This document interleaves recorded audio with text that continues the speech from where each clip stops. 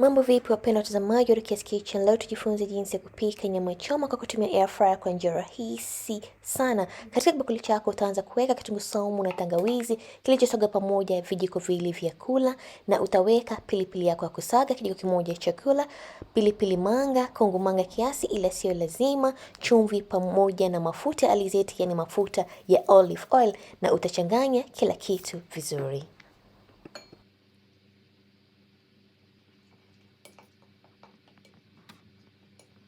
Jamanini, marination yetu iko tayari kama unavyoona katika video. Yani hii marination bala kabisa. Utachukua nyama yako, nimetumia nyama ya mbuzi ama unaweza kutumia nyama yote ambayo utakaopenda. Utaweka spice katika nyama na hakikisha umechanganya nyama ipate kukolea viungo vizuri, na utaweka pembeni ipate kumarinate kwa dakika 30, na ikiwa una haraka utachoma nyama yako moja kwa moja.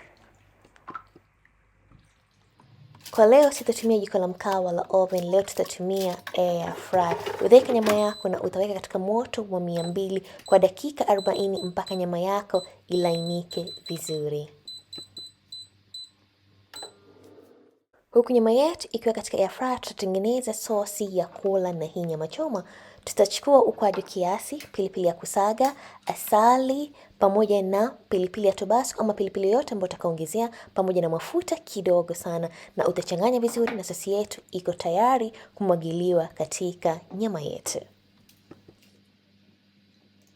Oh yes, jamanini, hii sosi ni lazima utengeze. Yani itakuwa unajiramba wakati unapokula. Baada ya dakika 40 nyama yetu iko tayari. Tutachukua nyama yako, tutaweka katika bakuli, alafu tumwagilie ile sosi tupate kuikoleza nyama yetu na sosi.